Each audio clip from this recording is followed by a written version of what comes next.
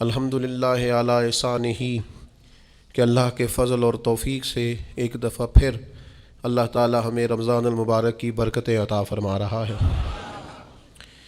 اللہ تعالیٰ نے قرآن مجید میں ارشاد فرمایا ہے کہ یا ایہا الذین آمنوا کتب علیکم الصیام کما کتب علی الذین من قبلکم، اے ایمان والو تم پر روزے فرض کیے گئے ہیں جس طرح کہ تم سے پہلے لوگوں پر فرض کیے گئے تھے، لعلکم تتقون، تاکہ تم پرہیزگار ہو جاؤ۔ روزے کی برکت سے تمہیں تقوی نصیب ہو۔ صوم کا لغوی معنی رکنے کے ہوتے ہیں، یعنی صبح سے لے کر مغرب تک کھانے پینے سے، عمل زوجیت سے رک جانے کا نام روزہ ہے۔ کھانا پینا ویسے بھی اللہ کے حکم سے ہی چاہیے۔ سارے پرندے ہوا میں اڑتے ہیں پر سارے نہیں کھانے چاہیے، وہی کھا سکتے ہیں جن کو شریعت نے جائز قرار دیا۔ بہت سارے جانور زمین میں چلتے پھرتے ہیں پر سارے کھانا مسلمان کے لیے حلال نہیں ہے، وہی کھا سکتا ہے جو کھانے کی اللہ رسول نے اسے اجازت عطا کی۔ مال، پیسہ، دولت ارد گرد بکھرا ہوا ہے لیکن سارا ہمارا نہیں، ہم وہی کھا سکتے ہیں جو ہمارے رب نے ہمارے لیے جائز رکھا ہے اور جو ہمارا حق ہے۔ کھانا پینا پہلے بھی مسلمان کا اللہ کی مرضی سے ہی ہے، تو اسے کچھ میسر آ سکتا، کچھ غفلت دور کرنی پڑے گی۔ اب دیکھیے ہمارے ہاں محفل ہوتی ہے، لوگ گلیاں سجانی شروع کرتے ہیں 1 یا 2 دن پہلے۔ کسی گھر میں شادی ہوتی ہے تو لوگ گھر کا آنگن، صحن، چھت اور سامنے والی دیوار سجانا شروع کرتے ہیں 2-3 دن پہلے، اس سے زیادہ نہیں۔ بڑی خاص بھی کوئی محفل ہو تو 1-8 دن پہلے لائٹنگ لوگ کرتے ہیں کہ پتہ چلے یہاں ذکر رسالت مآب صلی اللہ تعالیٰ علیہ وسلم کیا جائے گا اور یہاں حضور کے تذکار کیے جائیں گے۔ 2-4 دن پہلے اگر کہیں لائٹنگ ہو جائے تو لوگ کہتے ہیں یار کوئی کمال ہی بات ہے کہ اتنے دن پہلے یہاں اتنی روشنیاں نظر آ رہی ہیں، کوئی انفرادی کام ہے، اس پر نظر جاتی ہے۔ آپ ذرا رمضان کی شان تو دیکھیں، حضور فرماتے ہیں سارا سال جنت سجائی جاتی ہے۔ کس لیے؟ حضور فرماتے ہیں رمضان المبارک کے لیے۔ سارا سال جنت سجا دی جاتی، اس کو تیار کیا جاتا ہے رمضان کی سعادت افروز گھڑیوں کے لیے، ان مقدس ایام کے لیے جو لے کر رمضان سایہ فگن ہوتا ہے، اس کے لیے پورا سال جنت کو سجایا جاتا ہے، تزئین و آرائش کی جاتی ہے۔ اور رمضان آتا ہے تو کریم کے کریمانہ فیصلے ہونے شروع ہو جاتے ہیں۔ کریمانہ فیصلے، ایک کریمانہ فیصلہ ہوتا ہے کہ دوزخ کے دروازے بند کر دو اور جنت کے سارے ہی دروازے کھول دو، اس کو راستہ کیا گیا ہے۔ پھر آپ کو پتہ ہے ایک انوکھی بات بھی آپ سے کرنی ہے، قانون نافذ کرنے والے اداروں کو نا مجرموں کا پتہ ہوتا ہے، ان کو پتہ ہوتا ہے کس کسی جگہ کچھ فسادی لوگ ہیں، وہ دیکھتے ہیں نا ملک میں کوئی خاص مہمان آ رہا ہے جو ملک کے لیے فائدہ مند ہے اور وطن کے لوگ اور وطن کو اس سے فائدہ ہوگا، استفادہ کریں گے لوگ اس کے آنے سے، وہ کیا کرتے ہیں ان فسادیوں کو پہلے بند کر دیتے ہیں، کہتے ہیں ایسا نہ ہو کہ یہ آ کے کوئی خرابی کرے، وہ منع کر دیتے ہیں۔ تو یاد رکھ لیں، سمجھ لیں، حضور فرماتے ہیں شیطان کو بھی قید کر دیا جاتا ہے۔ رمضان آنے والا ہے تو اللہ شیطان کو قید کر دیتا ہے، جکڑ دیتا ہے۔ فرمایا رمضان آ رہا ہے اور میرے بندوں نے اپنی بخشش کرانی ہے، انہوں نے میری عبادت کرنی ہے، انہوں نے روزے رکھنے ہیں، انہوں نے آ کر کے اللہ کے حضور معافیاں مانگنی ہے، اور رمضان کی ہر رات میں 70 ہزار یا بلا مثال و بلا تشبیہ اللہ جانے کتنے بے حساب لوگوں کی رب نے بخشش کرنی ہے۔ تو یہ شیطان بڑا مکار ہے، یہ کھلا ہوا دشمن ہے، کوئی خرابی نہ کر دے لہذا پہلے اسے باندھ دو، خرابی نہ کرے کسی قسم کی، اسے باندھ دیا جاتا ہے۔ مہمان بھی آ گیا، خرابی کرنے والا بھی باندھ دیا، لیکن اگر فائدہ لینے والے پھر بھی فائدہ نہ لیں تو پھر ان سے کہا جائے گا کہ تمہارے پاس اب کوئی بہانہ بچا نہیں ہے، اب تمہارے پاس کوئی کسی قسم کا عذر باقی نہیں ہے۔ اب تو یہ تھا کہ تمہیں بخشش کرانا چاہیے تھی، استغفار پڑھنا چاہیے تھی، دعائیں کرنا چاہیے تھی، قرآن مجید کی تلاوت کو کثرت سے کرنا چاہیے تھا، لیکن چونکہ اب تم یہ بھی نہیں کہہ سکتے کہ مجھے شیطان نے گمراہ کر دیا، وہ تو باندھ دیا گیا ہے، اب تو فسادی کو ویسے ہی کنٹرول کر دیا گیا ہے۔ اب بھی تم اگر سوئے رہے، اب بھی اگر تم نے غفلت کی، اب بھی چھوٹے موٹے بہانے کر کے تراویحاں چھوڑتے رہے، اب بھی ذرا سی سستیاں کر کے ادھر ادھر نکلتے رہے، اس کا مطلب یہ ہے کہ پھر تم استفادہ کر سکے تم نے سستی کا مظاہرہ کیا، تم نے جان. اور اب دیکھیں جب اتنے بندوبست کیے تمہارے لیے، ثواب بھی بڑھا دیا، اجر بھی بڑھا دیا، تمہارے لیے جو فساد پیدا کرنے والا شیطان تھا وہ بھی قید. لیکن اگر تم پھر بھی عمل نہ کرو، پھر بھی مسجد نہ ہو، تو پھر حدیث پاک سن لیں. اس طرز کی شاید یہ منفرد حدیث ہے کتب احادیث، اور تقریباً تمام کتب احادیث میں موجود ہے. حضور علیہ الصلوۃ والسلام نے نا صحابہ سے فرمایا سارے مسجد میں جمع ہو جاؤ میرے ممبر کے پاس. لوگ جمع ہو گئے تو اللہ کے حبیب علیہ السلام نے ایک قدم ممبر کی سیڑھی پہ رکھا، فرمایا آمین. پھر دوسری سیڑھی پہ قدم رکھا تو فرمایا آمین. پھر تیسری پہ قدم رکھا تو فرمایا آمین. تو صحابہ کو بڑا تجسس ہوا، انہوں نے بعد میں عرض کی یا رسول اللہ صلی اللہ تعالیٰ علیہ وسلم کرم فرمائے، بندہ نوازی کریں، ہماری رعایت کر دیں، یہ کیا معاملہ تھا؟ تو حضور فرمانے لگے میرے پاس حضرت جبریل امین حاضر ہوئے. یہ رحمت للعالمین نبی کی بات سنا رہا ہوں. حضور کریم ہیں. کریم فرماتے ہیں کہ حضرت جبریل آئے اور میں نے ابھی ممبر کی پہلی سیڑھی پر قدم رکھا تھا تو انہوں نے عرض کی یا رسول اللہ صلی اللہ تعالیٰ علیہ وسلم ہلاک ہو جائے وہ شخص جو آپ کا نام سنے اور آپ پر درود و سلام نہ پڑھے. تو میں نے کہا آمین. پھر حضرت جبریل عرض گزار ہوئے یا رسول اللہ صلی اللہ تعالیٰ علیہ وسلم وہ ہلاک ہو جائے جس نے بڑھاپے میں والدین کو پایا اور ان کی خدمت کر کے بخشش نہ حاصل کر سکا. میں نے کہا آمین. اور کریم فرمانے لگے پھر حضرت جبریل نے عرض کی یا رسول اللہ ہلاک ہو جائے وہ شخص جس کو زندگی میں رمضان ملا، جس کو اس ماہ نور و سرور شہر رمضان الذی انزل فیہ القرآن، رمضان کا وہ مہینہ جس میں ہم نے قرآن نازل کیا، جس کو ماہ مبارک، ماہ نور و سرور، ماہ طیب، ماہ مبارک رمضان ملا، پھر وہ اپنی بخشش نہ کرا سکا، وہ ہلاک ہو جائے. تو حضور فرماتے میں نے بھی کہا آمین. اللہ تعالی ہم سب کو محفوظ فرمائے.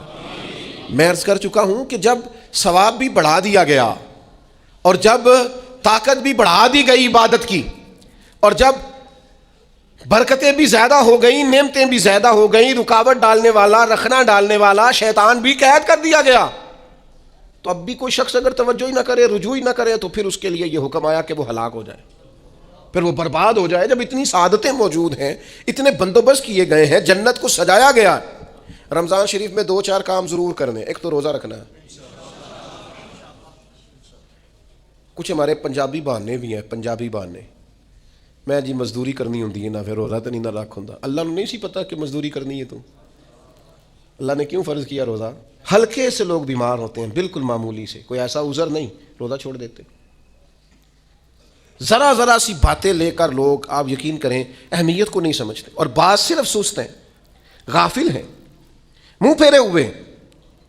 اگر یہ ایک حدیث سمجھ میں آ جائے نا، ترغیب و ترہیب میں اور دیگر کتب حدیث میں بھی موجود ہے، حضور نے فرمایا جس نے رمضان کا ایک روزہ چھوڑ دیا، زندگی بھر بھی روزے رکھے، وہ فضیلت نہیں پا سکتا جو رمضان کا روزہ سے فضیلت اسے مل لیتی. اتنی بڑی بات ہے، آپ اس کو سمجھ لیں. اتنے سعادت افروز روزے ہیں رمضان کے. تو کوشش کریں اپنے آپ کو مینج کریں، مینٹین کریں چیزوں کو، اپنی صحت کا خیال کریں. میں تو دوستوں سے کہا کرتا ہوں رمضان سے پہلے جو ایام ہے پہلے سے بڑھ کر اپنی طبیعت کا خیال رکھیں تاکہ رمضان میں کوئی کسی قسم کی طبیعت میں بھی کمزوری پیدا نہ ہو اور صحیح صحت مندی کے ساتھ انسان رمضان شریف کے روزے گزار سکے. دوسری بات ہے رمضان میں خوب قرآن مجید پڑھنا ہے.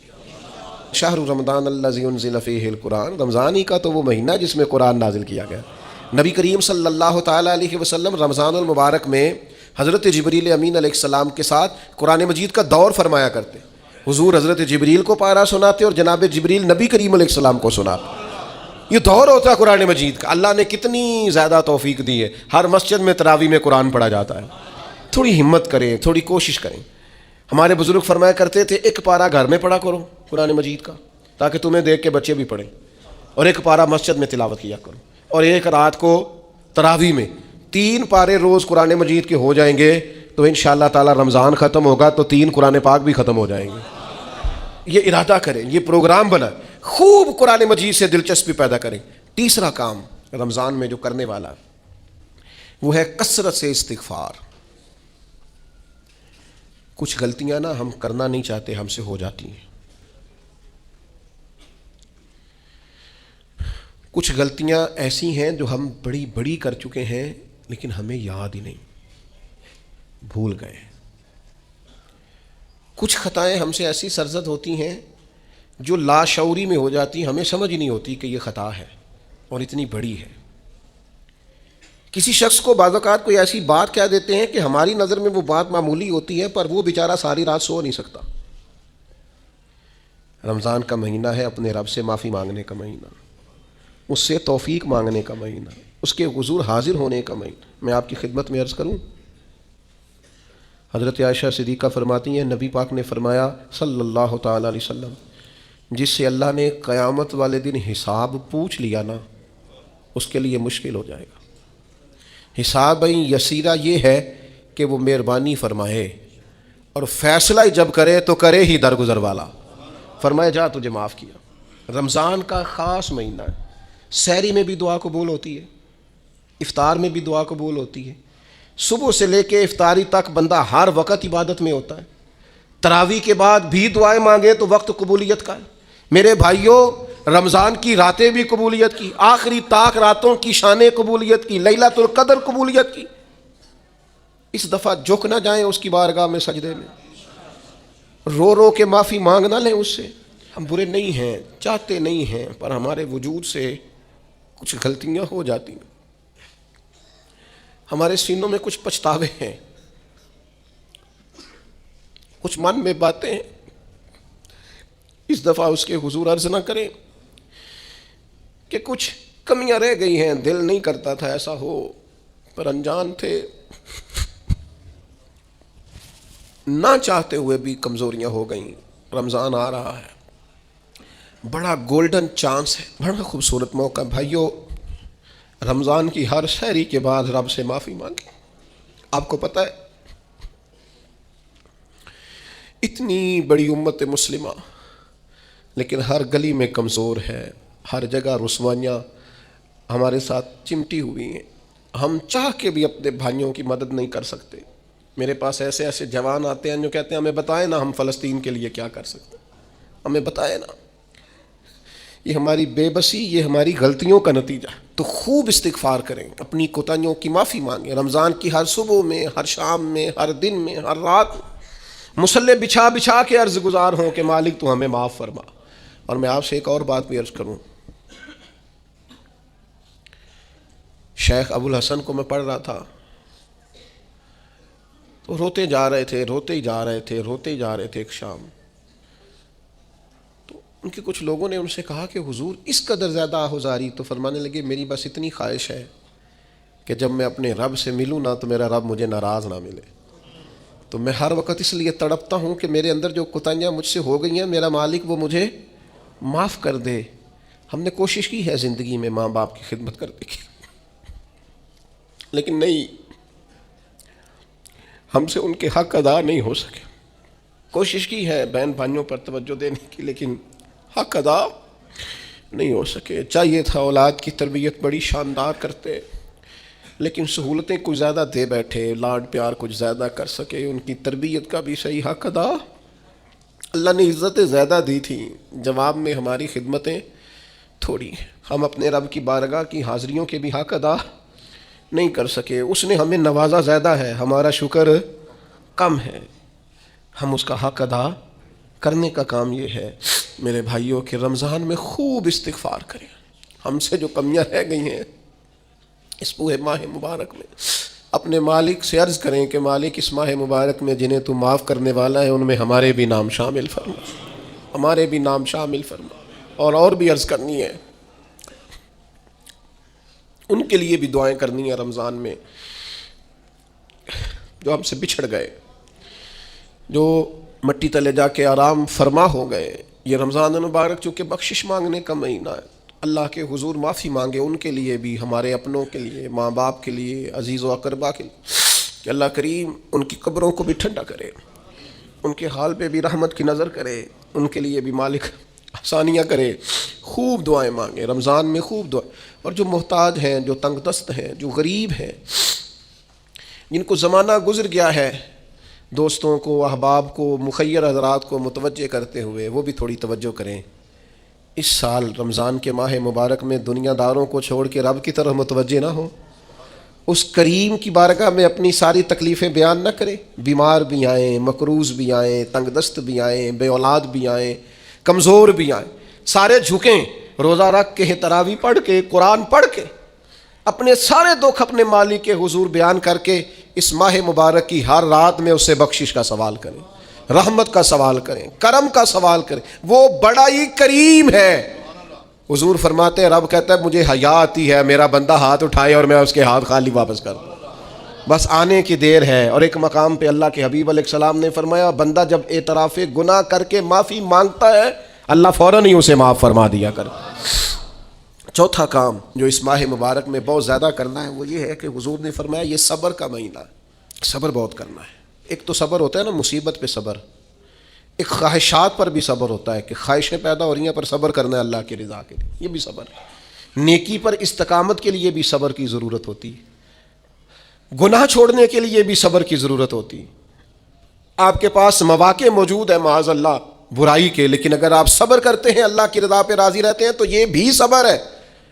نبی پاک علیہ السلام نے روزہ دار کو صبر کرنے کا کہا، فرمایا کہ تو تم نے کوئی بیہودہ بات نہیں کرنی، کوئی گالم گلوچ نہیں کرنی، اور اگر کوئی تم سے لڑائی جھگڑا کرے، کوئی بیہودہ بات کرے تو تم نے کیا کہنا، انی صائم مرتین، تم نے 2 مرتبہ کہنا ہے بھائی میں تو روزہ دار ہوں۔ کوئی جھگڑا کرنا چاہے، لڑائی کرنا چاہے، برا بھلا کہے، کوئی الجھانا چاہے تو کہنا انی صائم، میں روزہ دار ہوں۔ یہ وظیفہ یاد کریں گے، کیا کہنا ہے؟ یہ وظیفہ ہے پورے رمضان کا، یہ بخاری میں حضور نے بتایا ہے۔ کوئی جھگڑا کرے گھر کے باہر بھی اور گھر کے اندر بھی، کوئی جھگڑا کرنے لگے، جھگڑا ہونے لگے تو کہنا انی صائم، میں، اور ایک دفعہ نہیں کہنا، مرتین، حضور نے فرمایا 2 دفعہ کہنا، میں روزہ دار ہوں، میں کوئی جھگڑا نہیں کروں گا، کوئی فساد نہیں کروں گا، کسی بیہودہ بات کا جواب نہیں دوں گا۔ کیوں؟ اس لیے کہ میری ایک شان ہے، میں روزہ دار ہوں، میں اس وقت ایک منصب پر فائز ہوں، میں روزہ دار ہوں۔ یہ وظیفہ پکانا ہے ہر بیہودہ بات سے، ہر جگہ۔ اور حضور علیہ السلام نے فرمایا، یہ بھی بخاری میں موجود ہے، فرمایا جس نے جھوٹ بولنا اور اس پر عمل کرنا نہیں چھوڑا، اللہ کو اس کے بھوکا پیاسا رہنے کی کوئی حاجت نہیں ہے۔ جھوٹ ہی نہیں چھوڑا اس نے، ابھی بھی جھوٹ بول رہا ہے، روزہ رکھ کے بھی جھوٹ پر عمل کر رہا ہے، اللہ تعالیٰ کو اس کے بھوکا پیاسا رہنے کی کوئی حاجت نہیں ہے۔ تو روزہ رکھنا ہے، پھر اس کی تھوڑی سی حفاظت بھی کرنی۔ پھر آگے چلیے، 5ویں گزارش، نبی پاک نے فرمایا رمضان غم خاری کا مہینہ ہے۔ آپ کو پتہ ہے جو بندہ روزہ نہ رکھ سکے کسی خاص مجبوری کی وجہ سے، بیماری کی وجہ سے، کسی عذر کی وجہ سے، تو قرآن مجید نے کیا کہا؟ وہ ایک مسکین کو کھانا کھلائے۔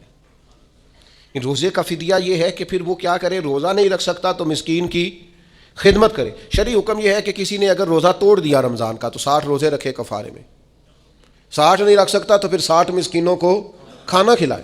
تو بار بار روزے میں مسکین کا ذکر آ رہا ہے۔ نبی کریم صلی اللہ تعالی علیہ وسلم نے ارشاد فرمایا، جس شخص نے کسی روزہ دار کو افطاری کرائی تو اللہ تبارک و تعالی افطاری کرانے والے کی بخشش بھی فرما دے گا، اور فرمایا جتنا اجر روزہ رکھنے والے کو ملے گا اتنا ہی اجر اللہ افطار کرانے والے کو بھی عطا فرمائے گا۔